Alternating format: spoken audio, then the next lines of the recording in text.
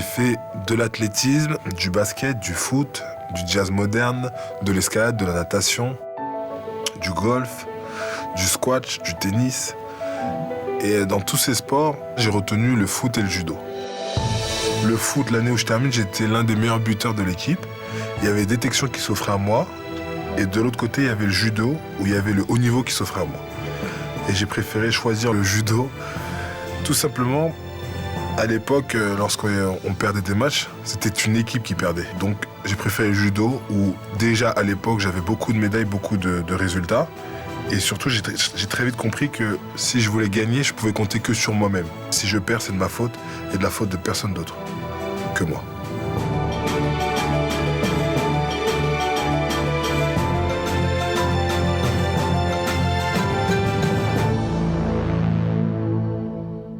Lorsque je regarde, un an en arrière, j'avais pas toutes les techniques que j'ai maintenant, aujourd'hui. Donc oui, je pense que j'ai énormément encore à apprendre. Et c'est ça qui me fait encore avoir cette envie. Les adversaires, ils sont présents.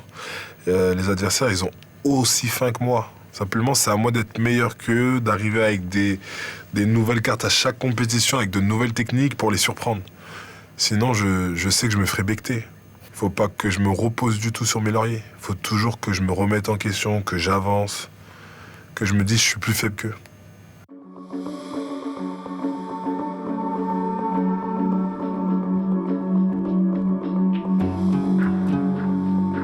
Tôt ou tard, ça m'est déjà arrivé. Ça peut arriver que je perde. En tout cas, à l'entraînement, je travaille pour que ça n'arrive pas. À l'entraînement, parfois, ça arrive que lorsque j'en suis avec des sparring partners ou des adversaires, de ne pas trouver la solution. Mais c'est l'entraînement.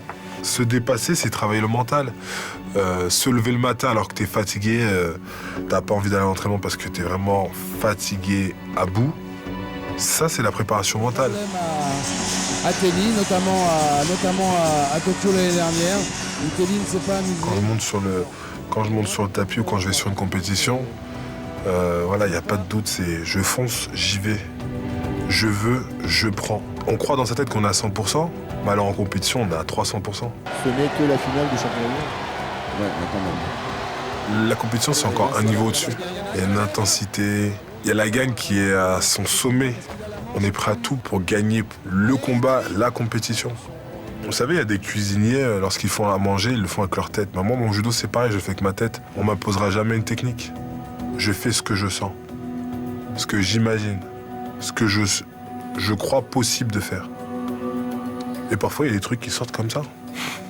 Ça m'est arrivé au championnat du monde à Paris, où j'étais sur un pied d'appui à droite et je faisais une attaque à droite et j'ai réussi à faire une attaque à gauche, alors que mon pied d'appui à droite n'était même pas reposé.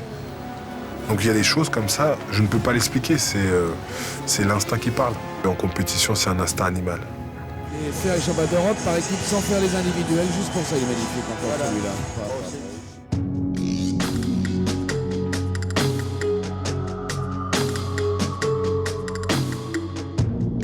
J'ai pleuré une seule fois de toute ma vie, c'était le championnat du monde en 2010 à Tokyo. J'ai perdu à l'arbitrage. C'était pour moi une manière litigieuse, donc j'étais pas content.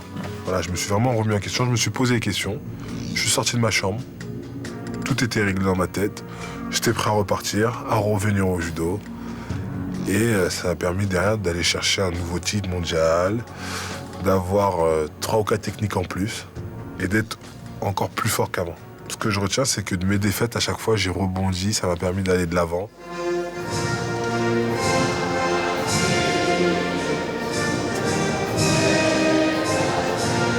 Moi, ça me fait des frissons parce que je l'attends. Quand je vois, par exemple, un de mes camarades qui fait médaille avant moi, parce que je suis toujours le dernier vu que je suis le poids lourd, je l'écoute et ça me donne envie d'aller la chercher, cette Marseillaise. J'ai envie d'être toujours sur la première marche du podium pour l'entendre. Faut la mériter. C'est un honneur de l'avoir. Et lorsque tu l'as, t'es content, t'es au summum.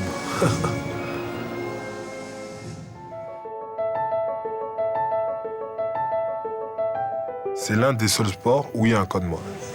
Lorsque je suis arrivé dans ce sport, j'ai pas vu de grande différence avec l'éducation de mes parents. Donc c'était facile pour moi de respecter tout ça. La modestie, le respect, le contrôle de soi, le courage, tout ça, c'est les valeurs que mes parents m'ont appris à mon plus jeune âge.